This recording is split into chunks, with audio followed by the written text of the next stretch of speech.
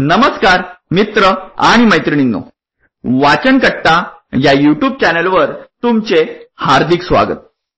आज मी तुम्हाला माझा स्वतःचा गिरनारच्या प्रवासामधील अनुभव सांगणार आहे। तत्पूर्वी वाचन कट्टा या चॅनलवर जे नवीन श्रोते हा व्हिडिओ पाहत आहे त्यांनी वाचन कट्टा या चॅनलला सबस्क्राइब करावं आणि जे बेल आयकॉन दिसत आहे त्याला प्रेस करावं, जेणेकरून वाचन कट्टा जे नवीन व्हिडिओ अपलोड करेल त्याचं नोटिफिकेशन तुम्हाला मिळत राहील। चला तर मग जाऊया की गिरनारची सैर करायला। जेवण आटोपल्यावर मी माझी बॅग पुन्हा भरायला लागलो। आईचं सारखं बोलणं की रे बाबा, सर्व कपडे, साबण, स्वेटर सर्व नीट घेतलं ना रे, आणि गाडी किती वाजताची आहे, मोबाईल, बॅटरी वगैरे, नंतर असं नको व्हायला की निघताना घाई व्हायची। अचानक 9च्या सुमारास मित्राचा फोन आला की सगळं नीट घेतलंस ना। खूप उत्सुकता लागून राहिली होती। मी एक नवीन प्रदेश बघणार होतो। त्या प्रदेशाचं नाव होतं गुजरात। गुजरातबद्दल पुस्तक आणि टीव्हीवरती खूप पाहिलं आणि वाचलं होतं। आई व बाबांना नमस्कार करून मी निघालो। स्टेशनवर आल्यावर कल्याणसाठी मी गाडी पकडली। नोव्हेंबरचा महिना असल्यामुळे खूप थंडी वाजत होती। कल्याणला पोचल्यावर आमची ट्रेन प्लॅटफॉर्म क्रमांक 5 वर येणार होती। ट्रेनचं नाव होतं पुणे ते वेरावळ एक्सप्रेस। सुमारे 10 मिनिटं उशिरा येणार होती। इथे माझी सर्वांची ओळख झाली। गाडीत लागणारी सगळ्यात मोठी वस्तू म्हणजे पाण्याची बाटली आम्ही स्टॉलवरून घेतली। रात्रीच्या सुमारास 10:30ला ट्रेन 5 नंबर वर आली। भारतातील ट्रेनचा प्रवास तुम्हाला तुमच्या संस्कृतीच्या, तुमच्या लोकांच्या आणि जवळ घेऊन जातो। तुमच्या सोबत प्रवास करणाऱ्या प्रत्येक प्रवाशाची एक वेगळी कहाणी असते। ट्रेन तुम्हाला लोकांबरोबर बसण्याची संधी देते। त्यात सर्व प्रकारचे लोक असतात आणि तुम्ही त्यांच्या कहाणीचा एक भाग बनतात। तुम्ही धबधब्यांच्या जवळून जाता किंवा जंगलातून जाता किंवा लाटांमधून जाता। वेगाने जाणारी ट्रेन जेव्हा एका बोगद्यातून जात असते त्यावेळी प्रत्येकाच्या हृदयात उत्पन्न होणारा रोमांच तुम्ही कधी अनुभवला आहे? किंवा पावसाळ्यात दाट जंगलाचे किंवा धबधब्यांचे संमोहक दृश्य तुम्ही विसरू शकता काय? जवळजवळ संध्याकाळचे 5 वाजले होते। ट्रेन वेरावळ या स्टेशनवर पोहोचली होती। तिथून आम्ही रिक्षा करून गिरनारच्या पायथ्याशी आलो। तेव्हा संध्याकाळचे 7 वाजले होते। आता कडाक्याची थंडी वाजत होती। जवळच्या टपरीमधून आम्ही सर्वांनी चहा घेतला। थोडं बरं वाटलं। जेवण झाल्यानंतर गिरनार पर्वतावर जाऊ इच्छिणाऱ्यांची चौकशी केली आणि जवळपास 9 व्यक्तींचा ग्रुप तयार झाला। 10,000 पायऱ्या चढणे आणि उतरणे असा हा प्रवास होता। तेव्हा सर्वांनी विचार करूनच निर्णय घेतला। मनाचा हिय्या करून आम्ही सगळे चढाईसाठी तयार झालो।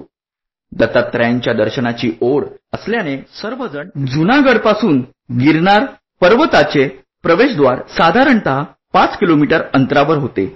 प्रवेशद्वारापासून पुढे गेल्यावर थोडे सपाट अंतर चालावे लागते।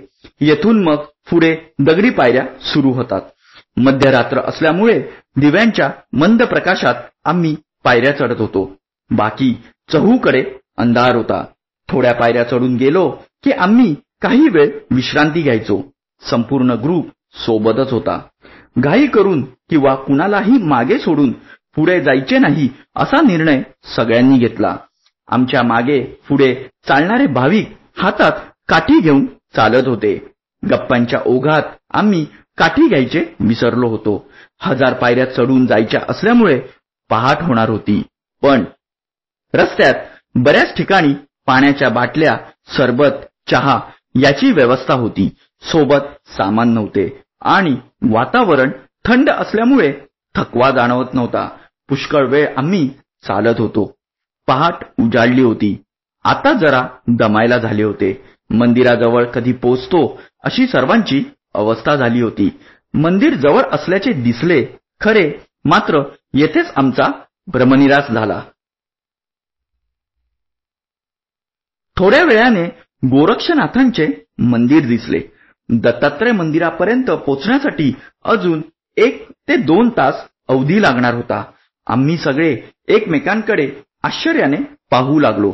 महाराज आमच्या सहनशक्तीची परीक्षाच पाहत होते.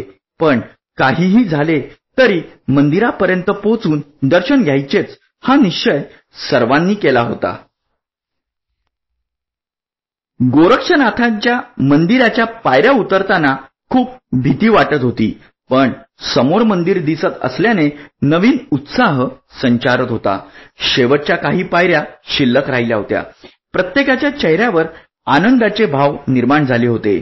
आम्ही मनोभावाने मंदिराचे दर्शन घेतले. महाराजांची मूर्ती खूप सुबक, सुंदर आणि प्रसन्न होती. ते पाहून आमच्या चेहऱ्यावर एक प्रकारचे तेज निर्माण झालं. दर्शन आणि आरती झाल्यावर आम्ही थोडा वेळ मंदिराच्या आवारात गप्पा मारत बसलो होतो. असं वाटत होतं की किती उंचावर मंदिर बांधलं गेलं असावं. असो, आता पायऱ्या उतरण्याची वेळ आली. पायऱ्या उतरताना 2 मार्ग दिसतात. एक मार्ग जातो धुनीकडे. येथे 24 तास धुनी सुरू असते. सेवेकऱ्यांनी आम्हास प्रसाद घेऊन जाण्यास सांगितले. आम्ही धुनीचे दर्शन व प्रसाद घेऊन पायऱ्या उतरायला लागलो. आता हळूहळू आमच्या सर्व हालचाली मंदावल्या होत्या. आता आमच्यात उतरण्याचे त्राणही शिल्लक नव्हते. थोड्या थोड्या वेळाने आम्ही विश्रांती घेत होतो आणि अखेरीस दुपारी 1च्या दरम्यान आम्ही गिरनारच्या पायथ्याशी आलो. आता आमच्या जीवात जीव आला. रूममध्ये गेल्यावर पलंगावर पडलो. पायात गोळे आले आणि शरीरात काहीच त्राण उरले नव्हते. सर्वांची अवस्था अशीच झाली होती. दुसऱ्या दिवशी मात्र आम्हा सर्वांच्या चेहऱ्यावर समाधानी भाव होते. ही अवघड चढाई अविस्मरणीय ठरली. तर मित्रांनो, कसा वाटला हा गिरनारचा प्रवास? आवडला असेल तर लाईक, शेअर आणि कमेंट नक्की करा आणि वाचनकट्टा या चॅनलला सबस्क्राईब करायला विसरू नका. धन्यवाद.